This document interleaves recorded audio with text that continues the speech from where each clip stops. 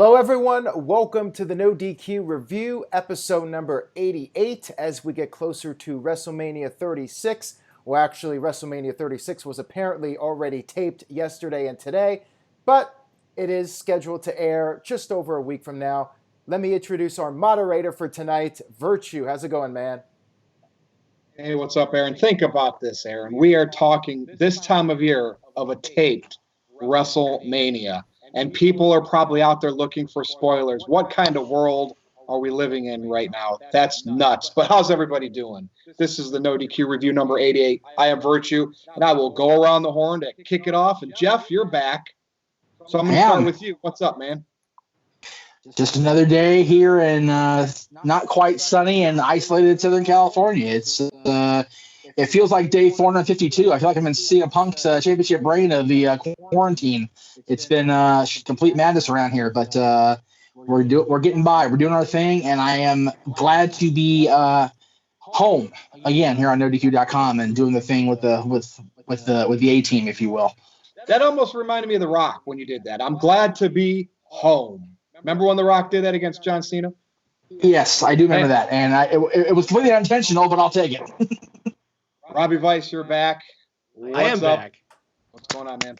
Hey, so if WrestleMania is taped and I can watch spoilers, that means coronavirus equals I don't have to sit through WrestleMania for 12 hours. I think that's the biggest face turn of the year. So I'm actually excited now about WrestleMania because as soon as we're done with this video, I'm going to try to find all the spoilers. And I'm just going to relax that Sunday, maybe have it on in the background, but not have to drudge through a terrible 14-hour WrestleMania day. So I'm looking forward to whatever discussions we have today, and that just put me in a fantastic mood.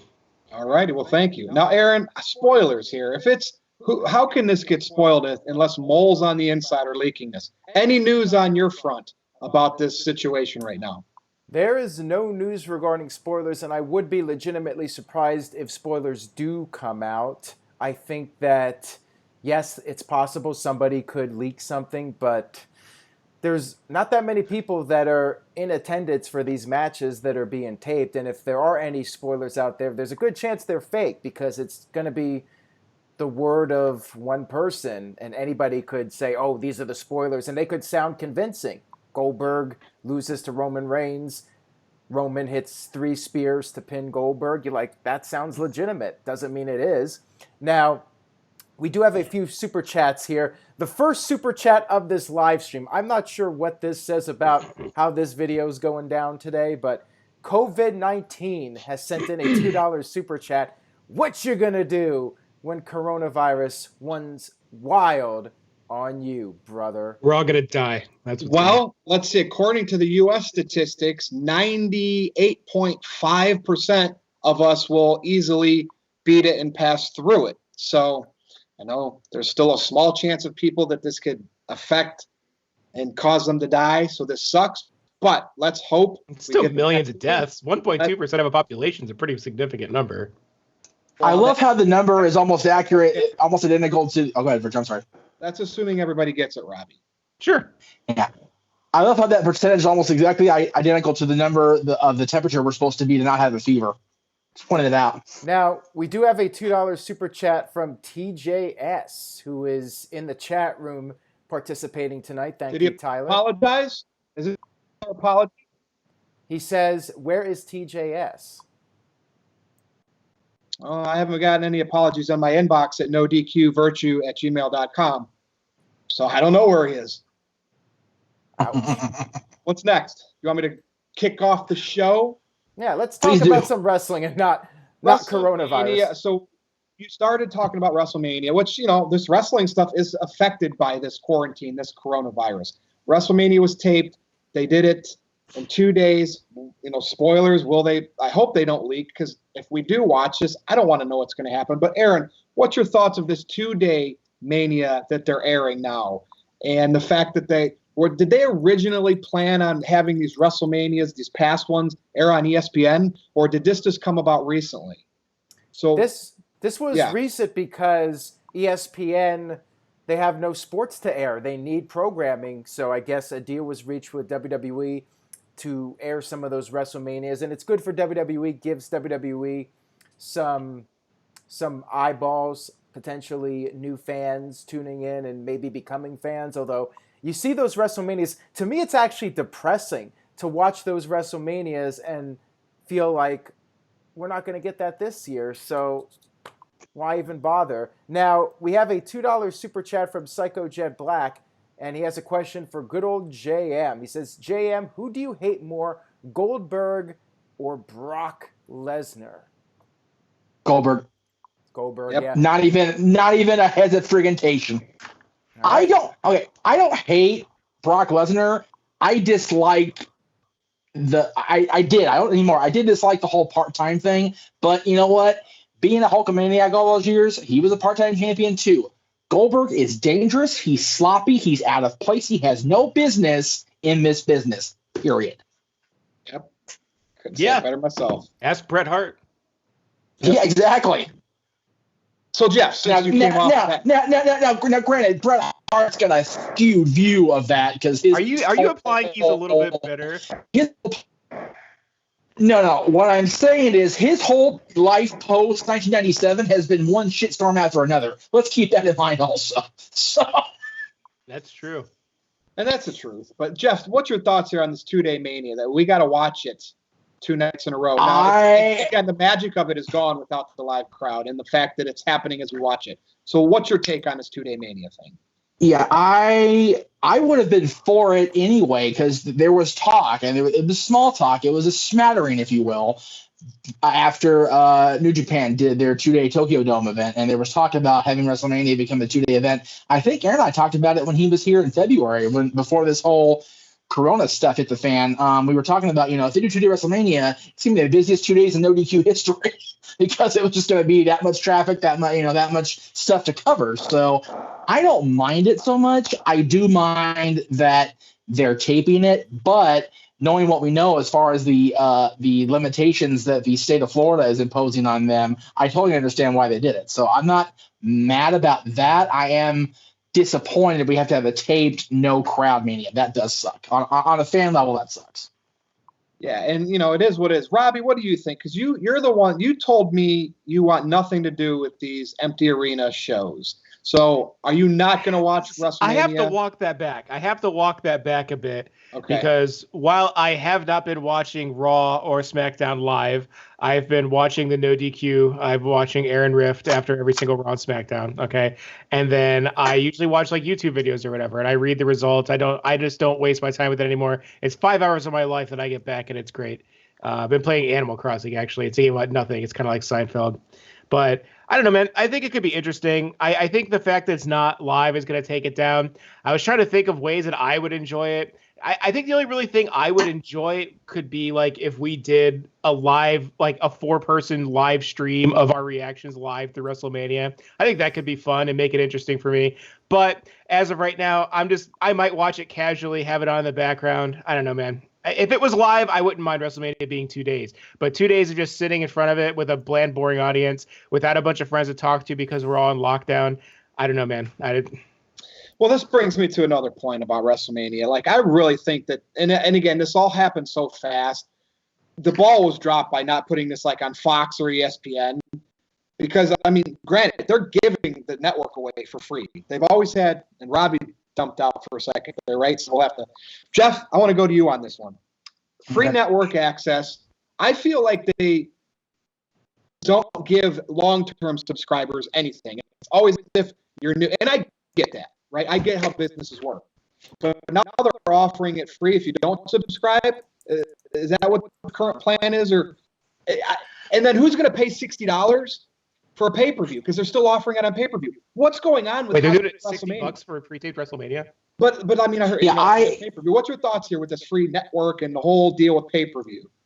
Yeah, I wish I've been saying since launch day because from Jump Street with this network they talked about after the first one, your first month is free. It's like, where was my first free month, assholes? Where was my first, where was my perk? I've been a long-term, day one subscriber for all, it's 6 years this month or last month. So where was my little, bump up in perks? And I've got none of that shit. So I have a real problem with them offering stuff for free at this point. Now, I get that they're trying to, smooth over on a PR level, but you know what? You're totally 100% right, Virtue. They missed the ball completely by not saying, hey, Fox, you want a piece of the Mania action? Hey, ESPN, you want a piece of the Mania action? And people were so bad out of shape when people were talking about, well, I don't want to, watch, have to pay to watch WrestleMania on ESPN. Well, you'd be killing yourselves right now to watch Mania on ESPN Live now, wouldn't you, folks? So, especially with no sports airing, like you'd think that these networks would be scrambling to pay them to view it.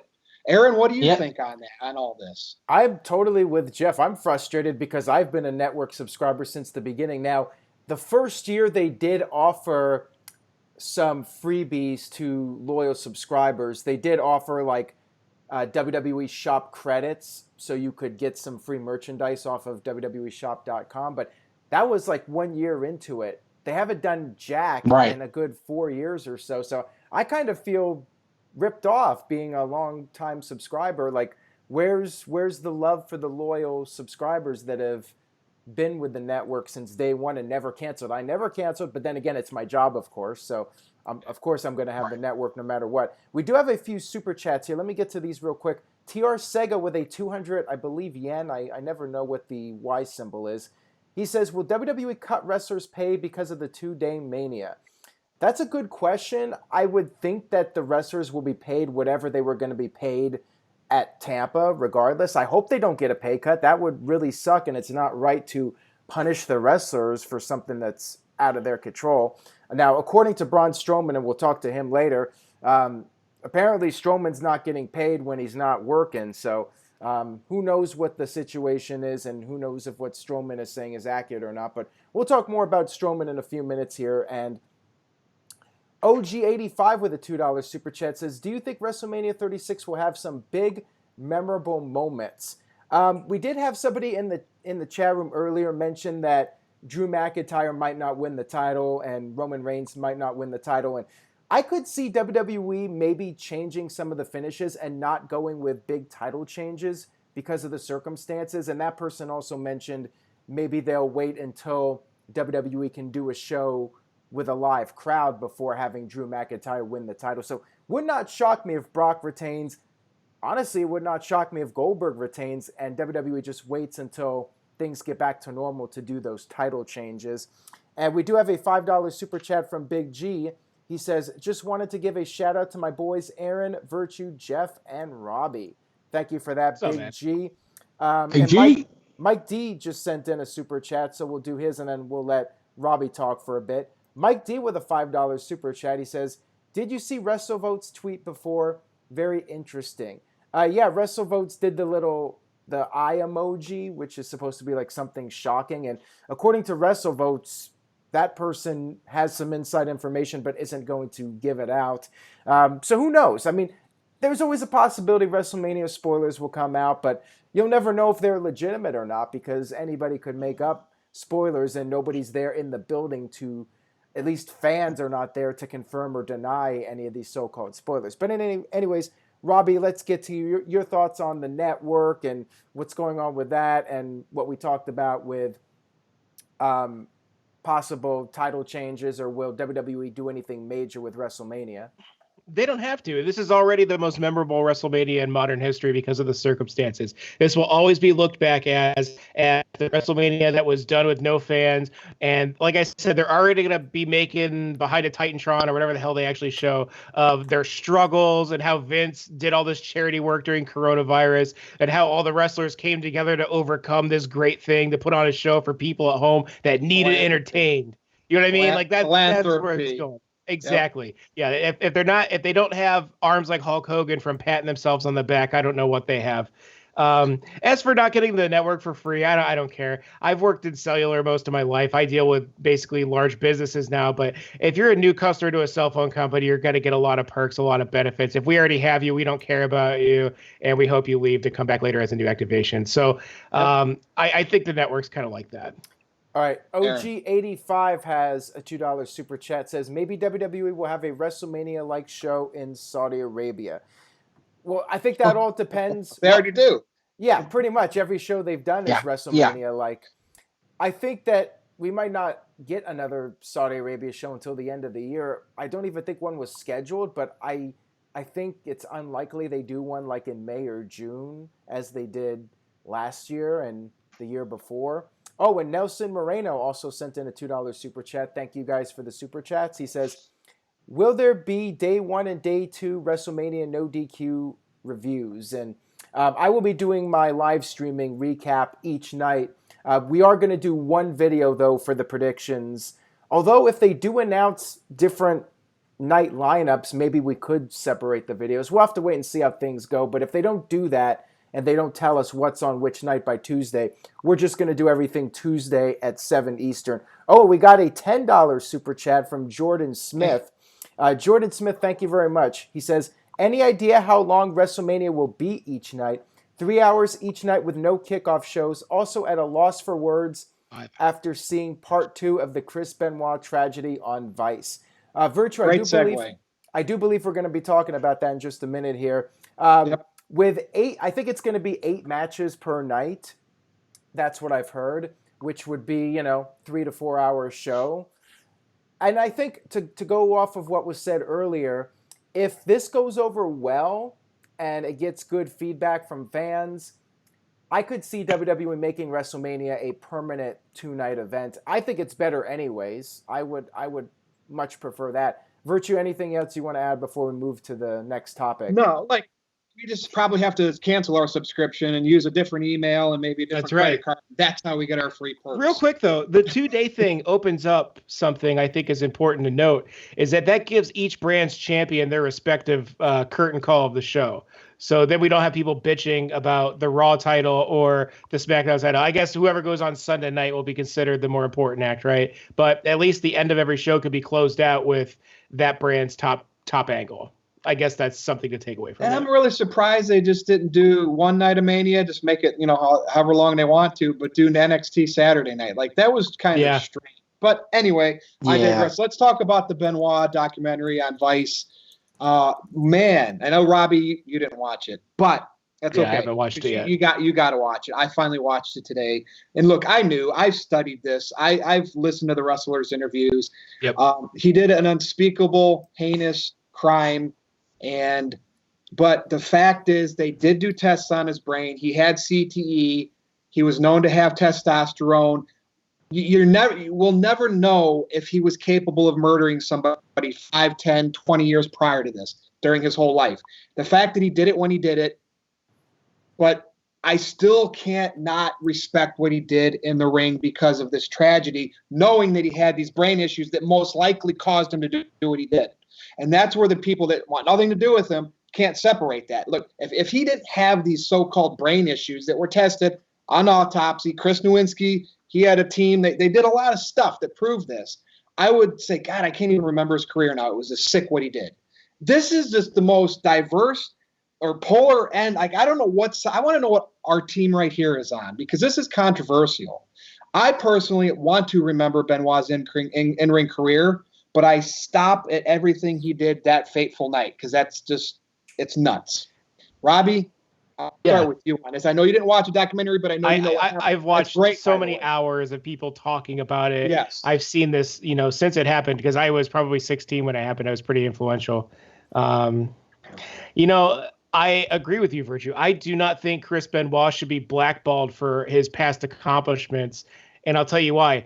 If we judged every professional wrestler on the worst day of their life. Now, I'm not going to say that his wasn't any worse than other people. Hogan being the terrible racist and backstabbing, terrible, awful human being. Okay, we let him get away with that. We let, Macho Man with his indiscretions. There's been a lot of Jake the Snake Roberts. I mean, come on, people. There's a lot of wrestlers who have had the worst day of their life and done things unspeakable that most people in society would never speak to them again. But we give them another chance. This guy had the brain of an 85-year-old man because of the trauma that he inflicted doing his career, and we didn't know any better. And I could tell you that was the reason for it, because since then, things have changed dramatically. We don't have the headshots anymore. We have a lot of the altered moves. They take concussions seriously now. They definitely did not back in the Monday Night Wars and even back in the ECW and things that Benoit was doing. So no, that one moment does not define who Chris Benoit was. It just defined how he died, and I think it was a direct result of his job, his career, entertaining people. I can hate what he did, but you cannot tell me that triple threat match he was in, some of the ladder matches that he was in, even the WCW stuff with Eddie Guerrero, those were some of the greatest matches of all time. And I don't care what people say, that has to stand on its own legacy. Yep. Great points. Now, Jeff, like this documentary stuff, I want more of these. Like I watched oh God, who was the guy? It was like the first one they did. Bruiser Brody. I watched that. Yeah. One. I think they taped something for Dino Bravo, or they're going to. Yeah. I'd love to see. Wow. I want to see these things because we're in the reality world now of knowing it's not just a show to us or a performance. We know that these wrestlers are real people, and the reality television started in the 90s. Here we are. Jeff, what's your take on this documentary? The Eddie relationship, like I always knew they were best buds. Like listening to all these people say, like Jericho, Vicky, Chavo, like, wow. I think part of that put Benoit into a deep depression, and that didn't help matters what might have already been wrong with his brain. Yeah.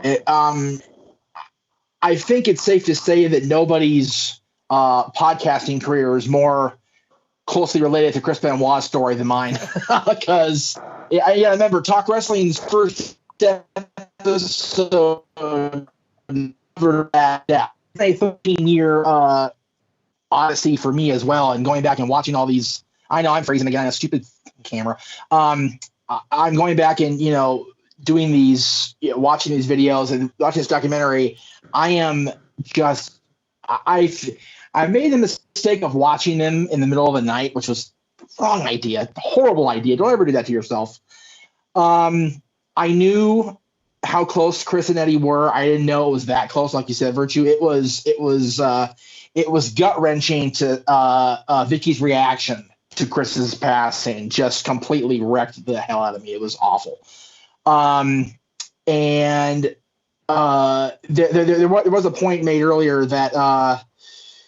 We know a lot more now than we did 13 years ago, and that is very true. And, in the moment I taped Talk Wrestling, Dr. Nowinski had not had Chris's brain scanned, and we didn't know what we know today. And I think that had we been more armed with information back then, we would have not been so quick to condemn people that came out and, spoke out against the business, like Mark Merrill, like Deborah Marshall, like those folks.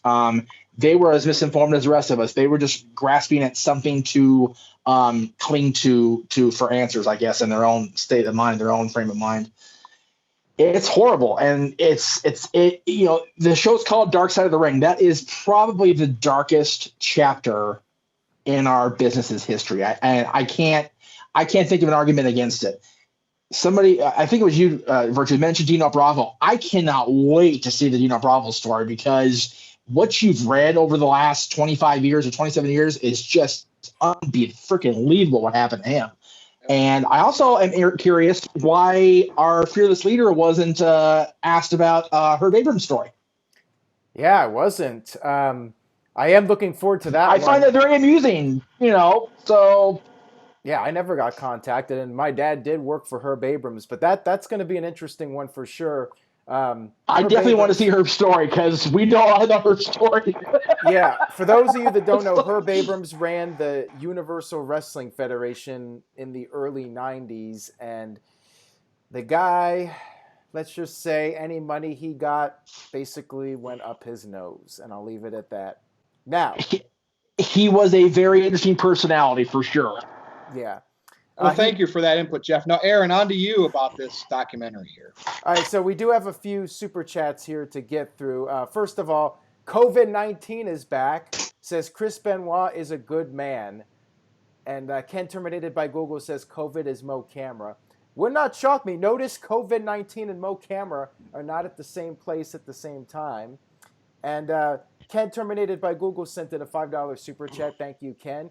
He says, the most underrated moment of part 2 is the footage of young Daniel shaving. It was funny but sad. Am I alone on this? It was sad. That was pretty cute. It was cute, but at the same time, just incredibly depressing to watch. And like I said, that episode was extremely well done. All of them have been well done.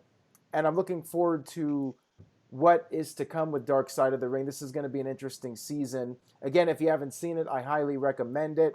I recommend checking out all of the episodes. Now, as far as my thoughts on Benoit, I'll just sum it up as this. I think WWE should at least show him in footage. Like when Randy Orton won the world title, just show Benoit in the clip. It's not gonna traumatize anybody.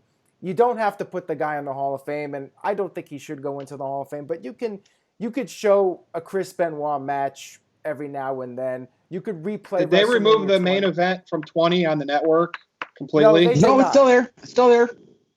It's still on there, but when WWE does the video packages, they could show Orton pinning Chris Benoit. You don't need to just act like Randy Orton found the title in the ring and held it up totally random or whatever. So that's my take on it. And yeah, we got the Owen Hart story coming up, as Curtis Butler mentioned.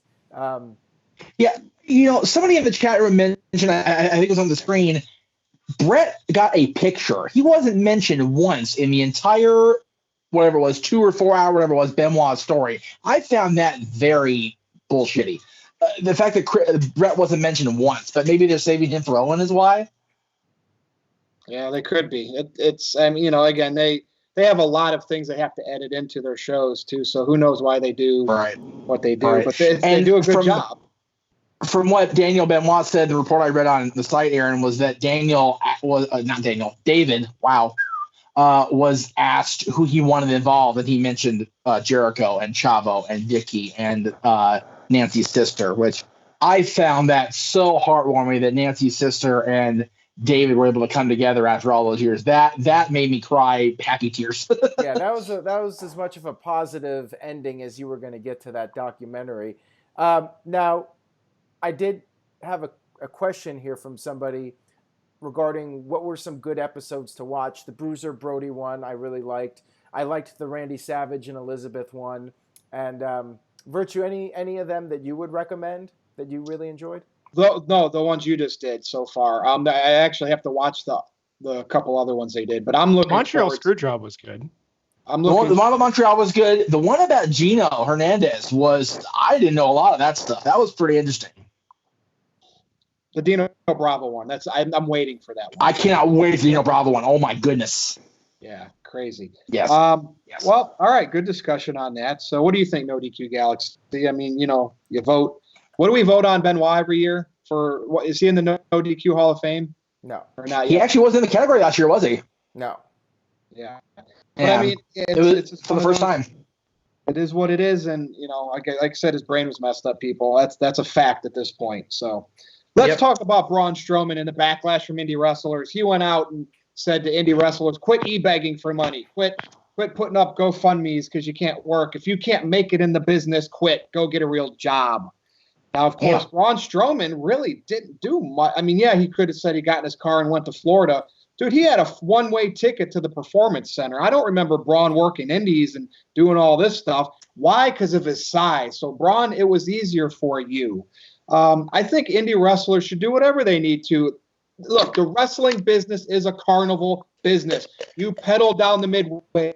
You put the chalk mark on their back. And as they walk down, you try to sell them stuff. That's how it's done.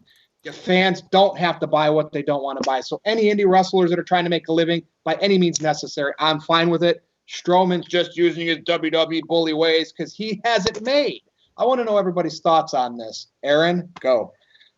I think Strowman made a mistake doing that because I think it's just going to make people feel negative thoughts towards him. It might not hurt him long term. People might end up forgetting about it, but it kind of feels like what Seth Rollins was doing last year. Rollins was sending all these tweets and people were starting to go sour on Rollins, although he did turn heel and is kind of making the most of it. Strowman, though, he's not even in Rollins' position. Strowman is basically a mid-carder now.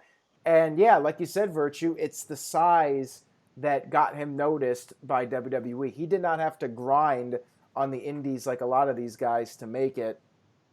Jake Lake Carpenter sent in a $2 super chat. Says, I hope you are all staying safe. Braun is boring now.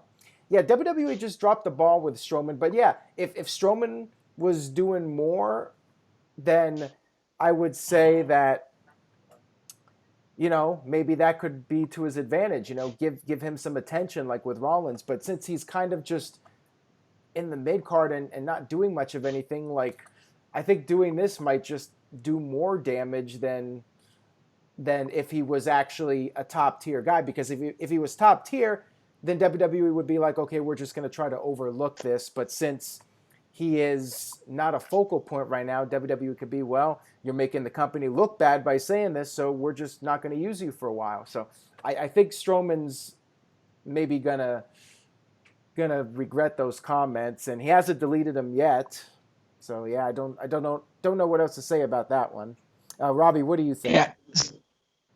Who cares? Braun Strowman, he's just a big dude. His dad was a pro ball player. You know what I mean? He kind of grew up around that lifestyle. I think, if anything, I don't even know if Braun Strowman really believes what he said, because at the end of the day, you're right. He's just a mid-carder. How do you get back to the main event? Vince McMahon. This sounds like it was made exclusively for an audience of one. This sounds like something Vince McMahon would love to read and laugh and be like, hey, pal, those indie guys suck, right? Ha, ha, ha. And then run back up to his office and shut the door and yell at people and fire him for sneezing. I don't know, man. This just sounds like pandering to Vince McMahon, and I think he's doing the right thing. If that's what's gonna get him to actually go over in pay-per-views, then sure, why not? But I don't put too much stock in it because he's just a big idiot, and I know who cares. Who cares? There you go, the remarkable Robbie Weiss. Jeff, right now, Strowman's highlight of his career is winning the tag title with Nicholas at WrestleMania.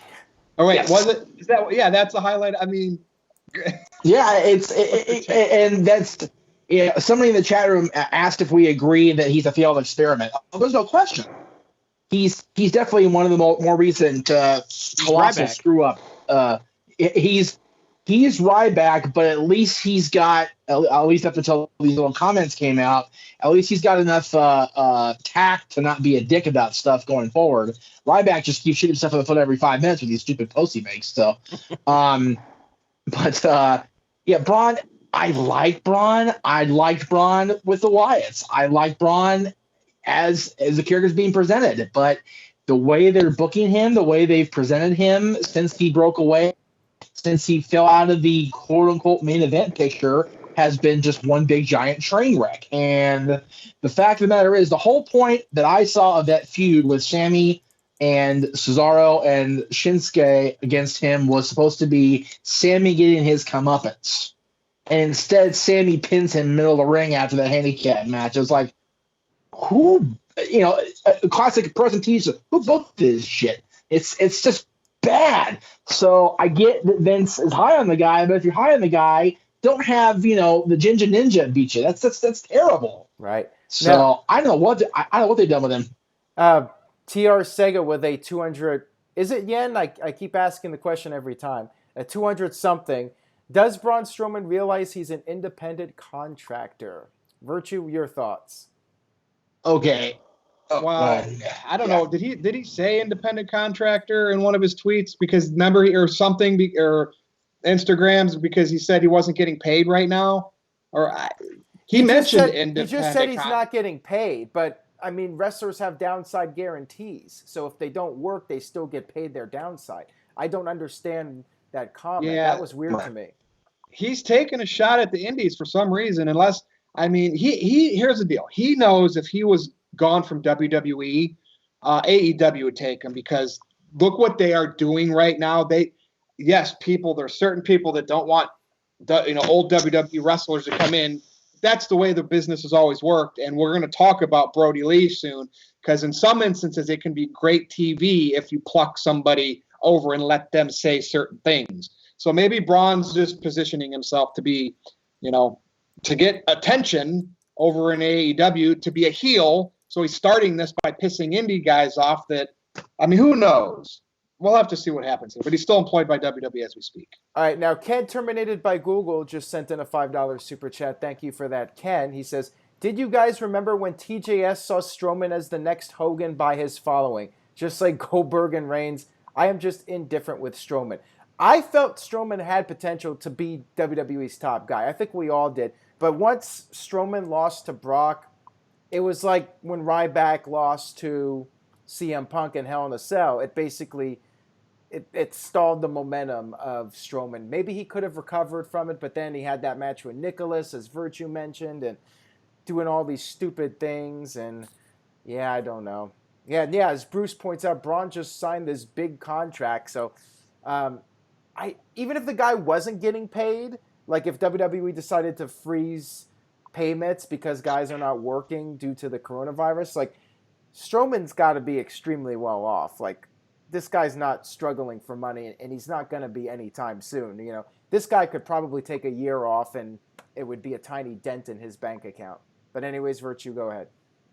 Well, let's move on to Brodie Lee, the Exalted One. So, dude, I love that segment on Dynamite because he dressed in the blue Vince McMahon suit. He was eating a steak dinner like Vince McMahon would, and somebody sneezed in his presence, and he said that's a sign of weakness, more or less. And if this Exalted One, which we made fun of the Dark Order, I don't even think of this as the Dark Order. I just think of it as the Exalted One, Brodie Lee, formerly known as Luke Harper. If this turns into his gimmick is literally a parody of Vince McMahon, I want more of this. So I want everybody's take here on the Exalted One because he's said a handful of shots now about Vince McMahon and the fact that WWE didn't believe in him, right? He was just part of the Wyatt family. He was part of the Bludgeon Brothers. Nothing really happened with Luke Harper. I like that AEW give their guys creative freedom to say whatever they want. And I like the fact he came from WWE and he's taking subtle shots at McMahon. And people like Kayfabe Candy ask, oh, I hate the insider stuff. Nobody knows that. Dude, the insider stuff's been cool for years. Everybody knows it. Jeff, what's your thoughts here on Brodie Lee, the Exalted One? I feel like it makes Dark Order important to me because I like Brodie Lee. I thought it was funnier than hell. It was tremendously understated. As is Brodie Lee's talent overall. I think, like you said, Brodie's been, part of the group rather than the focal point for the majority of his mainstream career, and he really shined last night on TNT. He really took it to another level. And yeah, it's making fun of Vince, you got to believe, but it was still, one of those little, you're not supposed to know this, but you know it. Again, some people shit on that, some people don't. It's fine. But I thought it was great. I can't wait to see what he does next. I hope the end of the quarantine stuff does not end his push toward the moon. Gotcha. Now, Aaron, what do you think about this? Brodie Lee, the Vince McMahon hidden gems that we're getting out of this. I've seen several so far. Yeah, I've really been enjoying Brodie Lee and AEW so far these past 2 weeks. We do have a $2 super chat from Jake Lay Carpenter. He says, AEW is killing it. It's must-watch TV. Especially when we had the crowd. AEW shows were really solid. This week, I don't think it was quite must-watch from start to finish, but there were a couple of really great segments. And I would include Brodie Lee's debut and his Vince McMahon spoof in that as far as segments you should check out. Now, regarding people criticizing this, saying AEW's just taking shots at WWE and that's all they're doing, to me this was fine because a lot of people didn't even know it was a shot at Vince unless you're somebody who knows the story and you're in with the podcasts and the talk about Vince not liking sneezing. You might have just seen that as a coronavirus reference. It wasn't like it was a direct jab at Vince. It was very subtle. So I liked it a lot. The people that get it, they think it's really cool. And other people will see Brodie Lee as just a guy who's power hungry, who's dictating things, and it adds to the character. So I thought it was great. I liked it. And, I'm curious to see what they do next with him. I think so far they're on the right track with Brodie Lee, and creatively he's able to do some different things. And he's already talked more, I think, in the past week or two than he has the last several years of his WWE run. To me, that's insane that he's finally getting a chance to talk and just do his thing. He's had to be like building it up over the years. Been wanting to say something, been wanting to vent, and now he's finally getting that chance, which I think is really awesome. PsychoJet Black sent in a $2 super chat, says, is the Corpus Christi crowd better than no crowd at all? Keep in mind, they were really good for Dynamite, so maybe it's just WWE. But anyways, that's my take on Brodie Lee at this point. All right. Well, thank you, Aaron. Robbie, what do you think?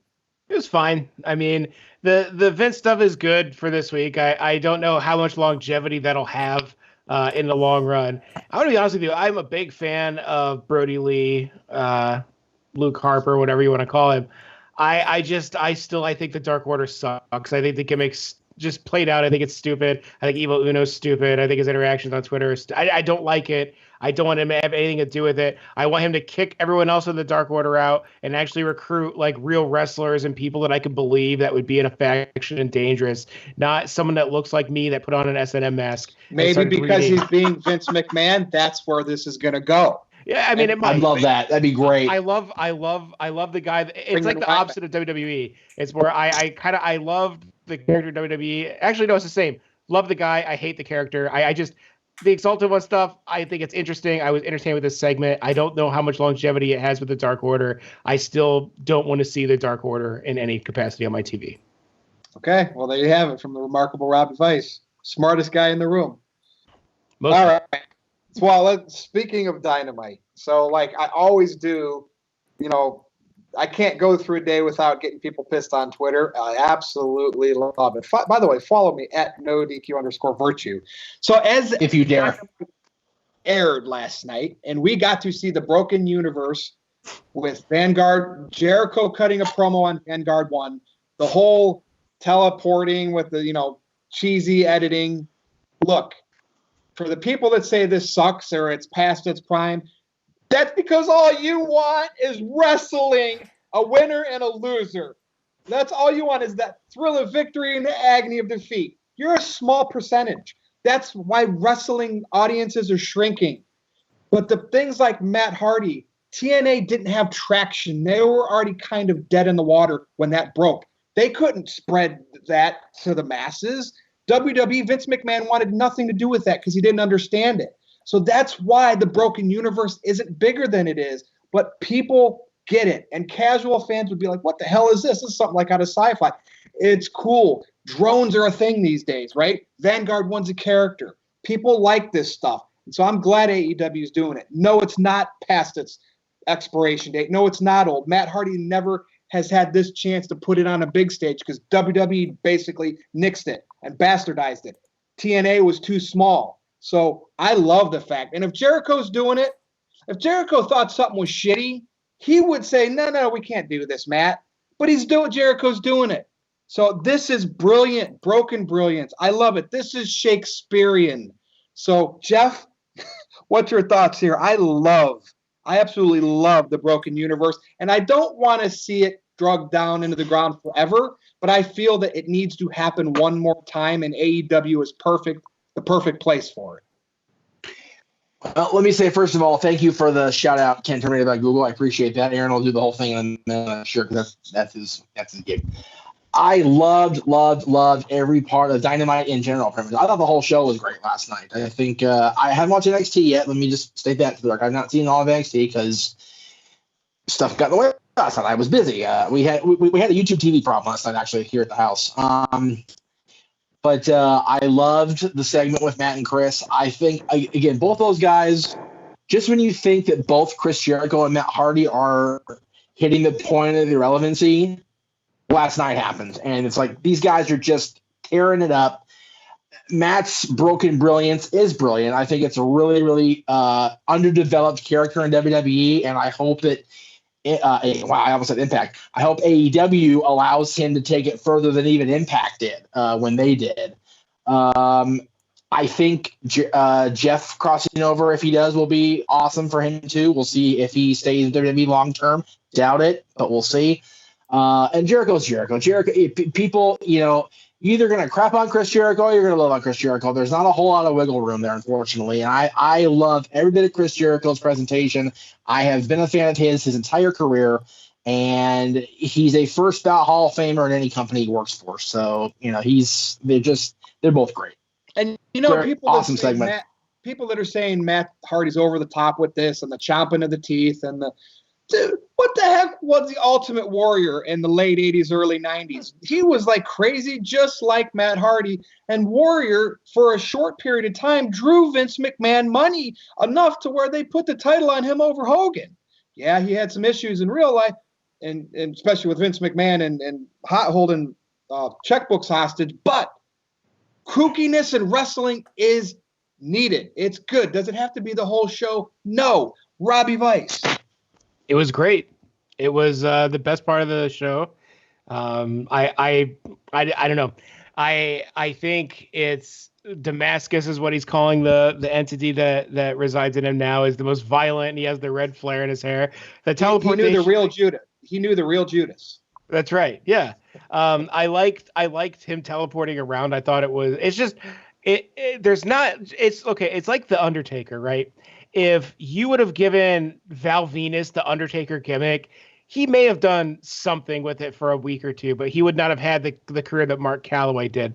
I don't know of very many people in the wrestling's history that could pull off what Matt Hardy does, but man, he does it, and it's great. And him and Jericho, and I kind of like that they weren't holding microphones too. I like that they didn't just do that for the sake of doing it because that's a wrestling trope. So actually, I thought that was actually really interesting on their part. But just the whole interaction was really fun, and I kind of hope he just says, "I'm magic." That was his response to something. "I'm magic. How did you teleport?" "I'm magic."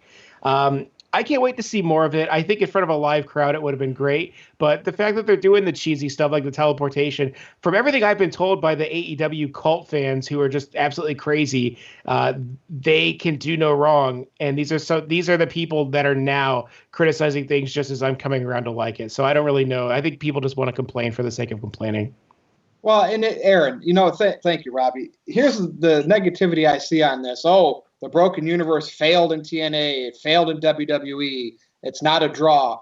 I don't think we're looking for this Broken Universe to be the draw of the show. We're just looking for it to be the sports entertainment, the sci-fi of the show, to break up the wrestling monotony. Yes.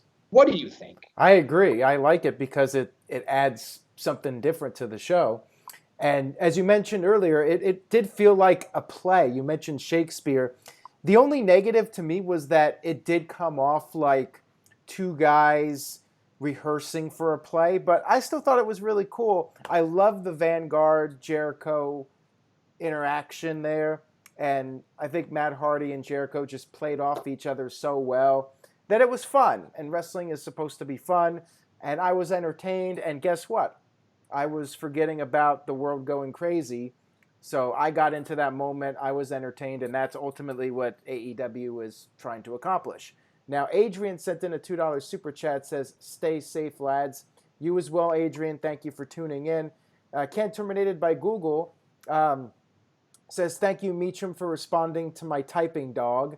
He also said, "What do you guys think of Brodie Lee being one of the best talkers of 2020 thus far?" I agree with you on that, Ken. I mean, it's only been 2 weeks, but I think Brodie's just starting to really dig into what he can potentially do. So we'll see how that plays out. And Big G with a $2 super chat says, "This segment was wonderful." I agree. Wonderful. All right, so question for Aaron, if I may, Virtue. Sorry to interrupt.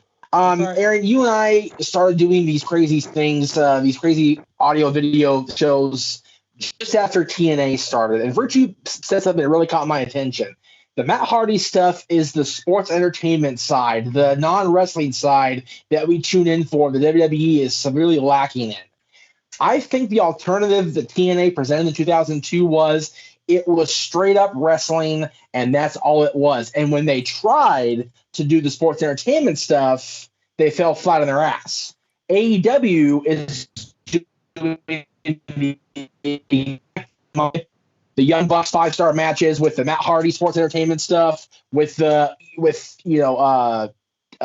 everything else mixed into it. I think they're doing a great job of that personally, and I think they're doing everything right that a TNA tried to do right when they brought in Hogan or even before that. So I think they're hitting the mark.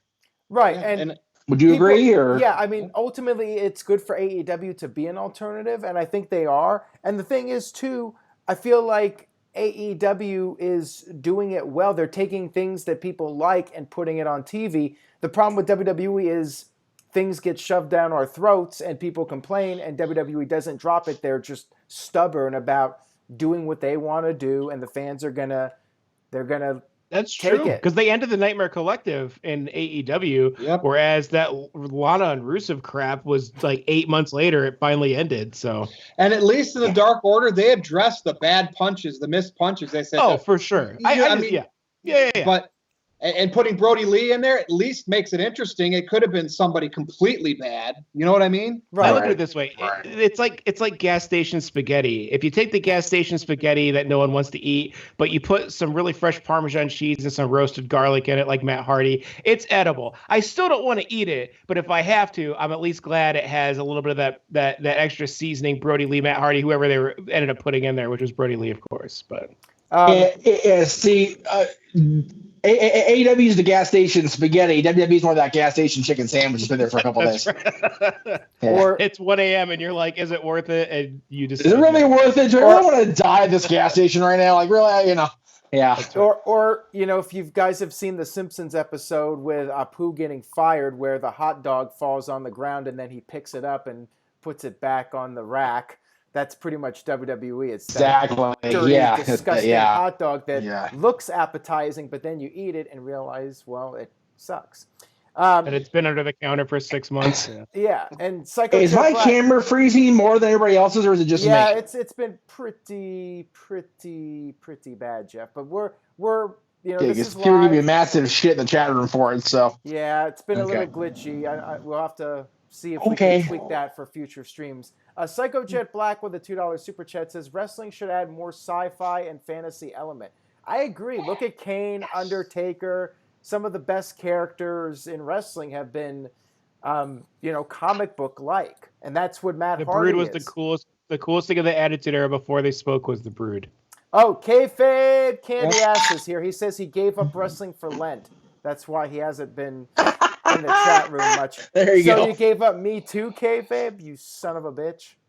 Man. Oh, and speaking of Apu, I miss him. I'm mad that The Simpsons got rid of him. I actually do still watch The Simpsons just to see what they're up to. What did they do that for? Is it too politically incorrect? Yeah. Pretty much. Oh yeah. But South Park keeps rolling on, right? They keep doing their thing. Yeah, they do. The difference is Fox is a multinational publicly traded conglomerate. Comedy Central is what it is. Yeah. So okay. So Aaron, when are we doing the WrestleMania preview and predictions? Tuesday? The plan was to do it on Tuesday. Oh, and by the way, there's somebody in here that doesn't like us. Said, what did he say? Now I can't even find the comment. I don't even know why I'm giving him attention. You know what? I'm not even going to give him attention. But he's like, we all suck and know nothing about wrestling. So it's true. There you go. I'm a huge fraud. Well, whoever that is, you're a mark. I wonder who it is. Mo Camera. I don't care. Who cares? Who cares? Right. If they didn't, especially if they didn't even do a super chat, who cares? But like WrestleMania, I mean, gosh, I'm just not super excited. We are about a little over a week away, and we're going to do our preview and predictions. But I hope, does anybody here think WWE could have, during these 2 nights of, event, whatever they're going to do, is there going to be one thing that, how at WrestleMania 30 had to have Brock beat Undertaker? Is there going to be one thing that happens from these tapings that could be like, oh my God, just to get attention? I guess we can talk about that during the preview and predictions, but does anybody think, or is it just going to be vanilla as vanilla can be? I think the Edge Orton match has the most potential to have a shocking twist to it. Interesting. Anybody else? Aaron, Jeff? I'm really only. Go ahead, Aaron. I was just going to say, I feel like because it's taped and like I mentioned earlier, I could see the title changes being delayed until later in the year once WWE is able to do shows with a crowd again. Adrian sent in a $2 super chat, says, don't forget Waylon Mercy, Aaron, as far as fantasy characters go. Yeah. You almost said super shit, and that's right. There you go. That's exactly why you said that. It was like a cult. I mean, you could have said he was just a park creeper, pre-Bray Wyatt, like cult guy.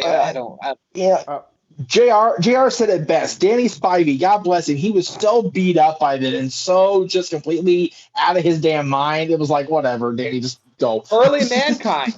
Those vignettes to introduce Mankind. A little bit. Okay. But I thought, that was something different for Mick Foley. Right. Power Packers 90 sent in a $5 super chat. Thank you for that, Power Packers. Much appreciated. He says, WWE is like ordering a hamburger but then shoving a big hot dog down your neck for 6 years. That's a nice way to put it. That's with the big and dog emphasized. Keep that in mind. There's a hot dog and it's getting shoved somewhere. Shoving the big dog. All these people that hate Roman Reigns, they don't watch his matches. When was the last time Braun Strowman was at his peak in WWE? When he worked a program with Roman Reigns. Yeah. Now look at Braun Strowman. Yeah. Exactly, Pete. Psychojet Black beat by Sami Zayn. Super chat says, prediction, EC3 will not be on WrestleMania 36. Oh, man, why do you got to say that about poor EC3? Spoiler alert. Yeah. He's going to win. He's going to come out and accept the challenge and beat both champions for the titles. There you go. If there was a battle royal allowed, he'd probably win it. Do you think they snuck Ronda Rousey down to the Performance Center for any of this? Do you think nothing? I don't know. Well, they had a picture of her that Cain Velasquez leaked, and Vince apparently lost his damn mind over it, so who knows? There's one thing that could potentially happen since WWE's taping the show. Maybe Goldberg and Roman Reigns will actually be like a 15-minute match because they could come out, do a couple minutes, rest, then do another 5 minutes, rest, and then just edit it all together. Then all of a sudden, Goldberg can work a 15-minute match. There you go. I wouldn't know if I'd want Roman to work every 10 minutes. I don't know if I'd want Roman to work that long with Goldberg in the ring. Hopefully, is there any injury report? See, if there's any injuries from these, we won't find out till afterwards because they won't want any spoilers. Right. That's all I got for this week. We covered. I mean, we've been on for almost 1 hour. Anybody else want to do a super chat or a question to Aaron in the comments? We'll stick around for a couple more minutes because this always happens when we go around and we start doing our plugs.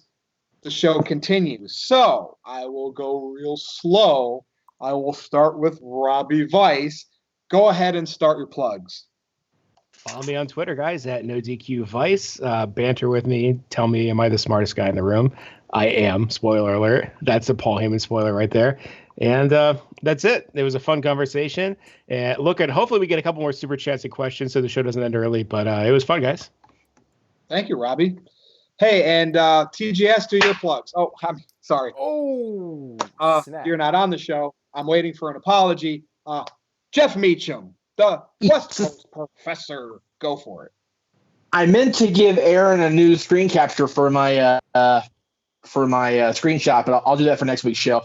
Tomorrow on Talk Wrestling, I'm gonna do a hashtag Ask Meach Anything, where you guys can send in whatever you want to send in. By all means, send in questions. And also, I'm making a huge scheduling announcement and unveiling some new material tomorrow on the shows. So that'll be at the end of the show. So stay tuned for that. Next week, of course, Meach's Musings, Wrestling Rewind with Greg and I. If we get it recorded this weekend, we're going to be doing the Iron Man match WrestleMania 12, which is another hour session, but better than a 4-hour one, right? And Talk Wrestling next week. And I'll be here with you guys doing WrestleMania predictions next week. Actually, next week. Go ahead. No, I have a next week. Okay. Next week, doing a live stream on Twitter and Instagram on Tuesday, different hours of the day. So be on the lookout. Yes, sir, Robbie. When are you going to take back your Wrestling Trivia Challenge title? I was just going to say. Well, I appreciate the sentiment behind that. Are you conceding that Sherry is a better competitor than you and a better champion? Are you willing to say that live right now?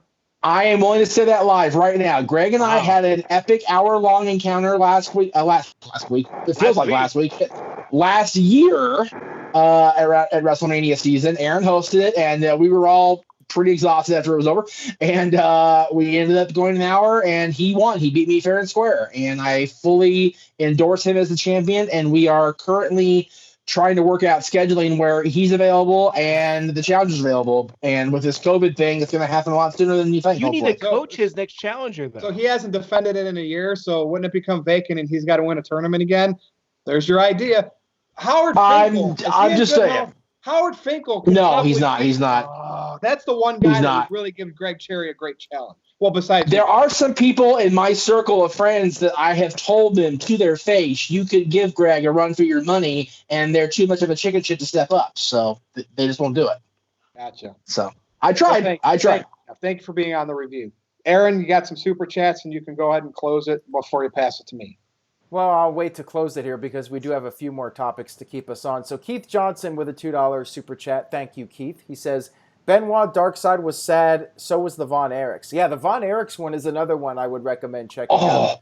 That one. Oh, that's right. I did see that one too. That was really good. I forgot about that one. Yeah, that one was also depressing. I mean, they all are because it's Dark Side of the Ring after all. It's not rainbows and butterflies and all that stuff.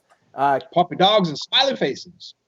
Ken terminated by Google with a $5 super chat. Thank you, Ken. He says, Kayfabe Candy Ass made a good point. Maybe WWE is saving Rousey for WrestleMania next year since Rousey is from LA, isn't she? She is. However, I think it comes down to her and when she wants to return. But yeah, I think that would be tempting for her to do WrestleMania in her home state, her hometown.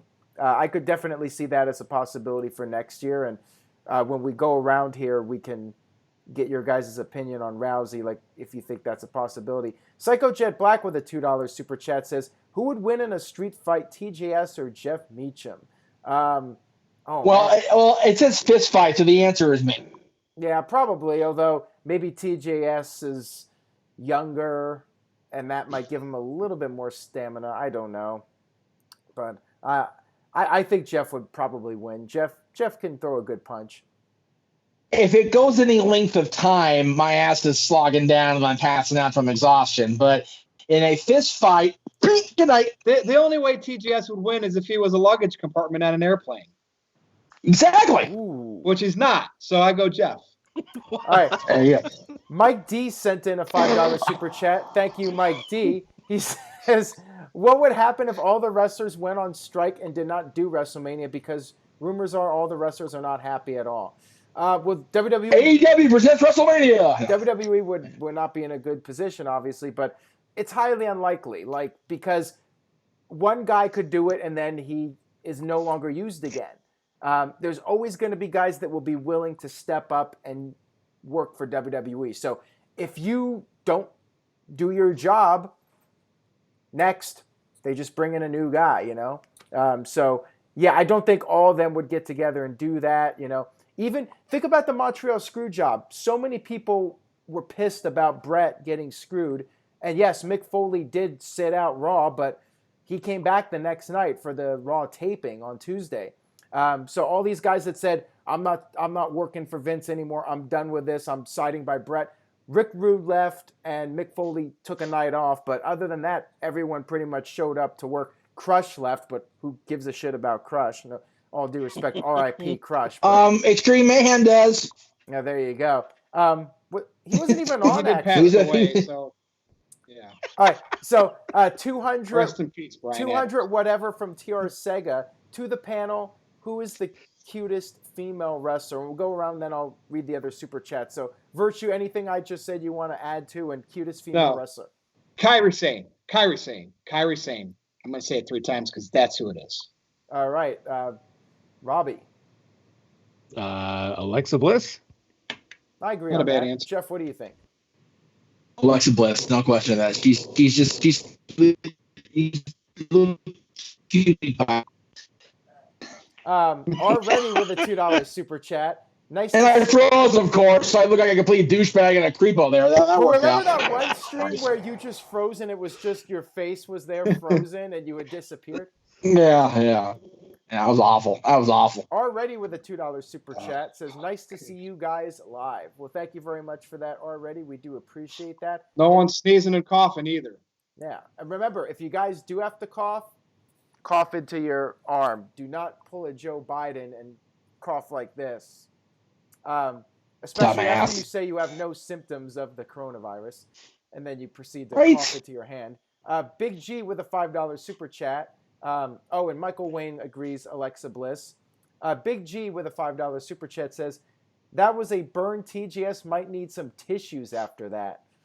Well, there you go. Big G. Or some staff for the burn. Yeah, geez. I guess I did nothing wrong to TGS. Well, he'll probably share all screenshots publicly. Oh, wait, I just said what he did wrong. Whoa.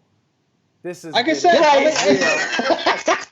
look, a simple apology, and we can probably mend fences, and I'll work you back onto the show, TGS. I don't have anything personal against you, but I'm just saying, sometimes you hit bumps in the road with people. We just got to work those bumps out, bro. Yeah. And if worse comes to worse, we could always do a match between you guys at a NoDQ meetup. But that depends on COVID-19 and if we can actually do a public gathering before the end of 2020. I had a chance to look back at the last match we had between somebody else and I, WrestleMania weekend, and I took a few too many blows to the head that weekend. That explains a lot of things now, 15 years later. Let's not do that. Yeah, good point. Just saying. Greg Cherry said he'll referee. What's that? That's all I got. Greg Cherry said he will referee if this match takes place. As long as Greg Cherry referees and keeps vinyl records and other things out of people's hands, we're in good shape. All right. So anyways, guys, make sure you stay tuned to NoDQ.com for the very latest. I'll be back Friday night for SmackDown discussion. Check out the best and worst WrestleMania videos that I've been posting. I did the live stream on Sunday, but I pulled the video and I've been editing them and I'm re-uploading and I'm rearranging. I made a playlist to do my order properly. I really wasn't pleased with how I did it. Mike D with a $2 super chat says, TJS versus Jeff. Oh, wait a minute. Big G said he'll be the special enforcer. Mike D with the $2 super chat says TJS versus Jeff in a bathroom match. How would that work? I hope he means like Benoit Kevin Sullivan style, because otherwise it's creepy. Yeah, is this like who can have the biggest poop or something? Maybe Vince would like. Well, I win that one too. So yeah, that's I win that one too. So either way, Are you sure? I win. Are you sure? No, I don't want to be sure, honestly. Okay, then. Fair enough.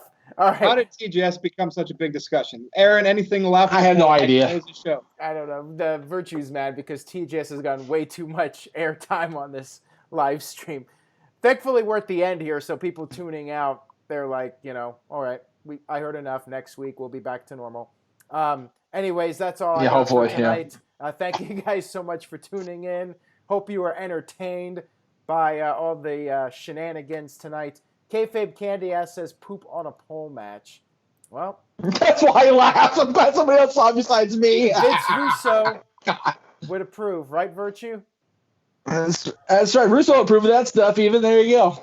There you go. There's a WCW 2000 slam. Now we're officially ready to close the video. So is it on me? It's on you, brother. It's on you, sir. I am Virtue. You can troll with me on Twitter. You may like 100 tweets of mine in a row, but I will guarantee you I will piss you off at some point at NoDQ_Virtue. On video, I've always been respectful to people. You get a different Virtue on Twitter. So if you want to go hardcore, go to Twitter at NoDQ_Virtue. That's all I got. This has been the NoDQ Review 88. This is the panel, Robbie Weiss, Jeff Meacham, and Aaron Rift. And even for San Goshiku, Big G. I think that's it, right? Am I forgetting anybody? Who else has been on the panel? El Virtuoso, Vito. Stephen Osborne. Who? Stephen Osborne. That's right. Greg Cherry. Thanks for watching. We'll see you next time.